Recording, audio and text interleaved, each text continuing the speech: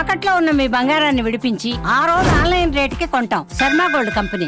ఎన్నో ఆశలు, ఎన్నెన్నో ఆకాంక్షలతో వైవాహిక జీవితంలో అడుగుపెడుతున్న యువతులు అర్ధాంతరంగా జీవితాలను ముగించేస్తున్నారు. కారణాలు ఏవైనా మెడలో 3 ముళ్ళు పడిన రోజుల వ్యవధిలోనే ఉరితాలు బిగించుకుంటున్నారు. పారాని ఆరకముందే పాడెక్కుతున్నారు. తెలంగాణలో ఇటీవలి కాలంలో నవవధువులు బలవన్ మరణాలకు పాల్పడగా తాజాగా మరో మహిళ పెళ్ళైన నెల రోజులు కాకముందే చనిపోయింది.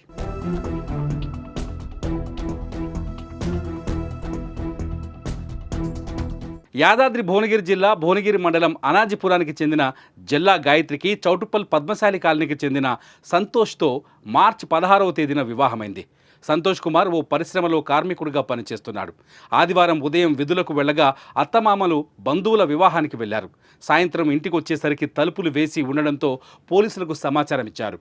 తలుపులు ధ్వంసం చేసి లోపలికి వెళ్లి చూడగా గాయత్రి చున్నీతో ఫ్యాన్కు ఉరివేసుకొని చనిపోయి ఉంది.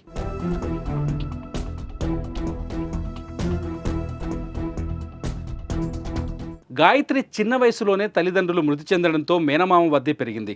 అయితే పెళ్ళైన 25 రోజులకే చనిపోవడంతో విషాద ఛాయలు అలుముకున్నాయి. గాయత్రి ఆత్మహత్యకు కారణమేంటి అన్నది తేలలేదు. ఏం జరిగిందో ఎవరికి అర్థం కావటం లేదు. ఇష్టం లేని పెళ్లి చేశారా లేక ఇంకేమైనా జరిగిందా అనేది తెలియాల్సి ఉంది.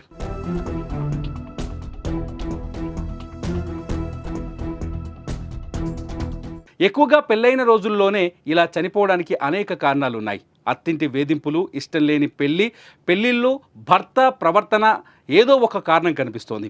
పెళ్ళి అనేది మనం బ్రతికున్నంత వరకు ఉండే బంధం. అది జీవితాంతం అనుభవించవలసిన ఆనందం.